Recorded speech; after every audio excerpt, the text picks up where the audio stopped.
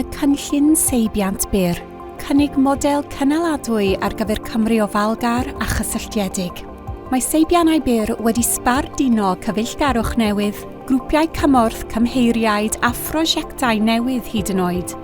O grwpiau cerdded i ddynion i sgyrsiau llesiant o amgylch y tân. Mae gofalwyr yn adeiladu cymunedau sy'n parhau ymhell ar ôl i'r cyllid ddod i ben. Mae rhai gofalwyr di-dal a chymunedau wedi cymryd yr awennau, gan droi seibiant byr yn rhywbeth parhaol, gan ddangos bod gofalwyr gydag ychydig o gymorth yn gallu creu eu gweithgareddau a'i mannau llesiant eu hunain.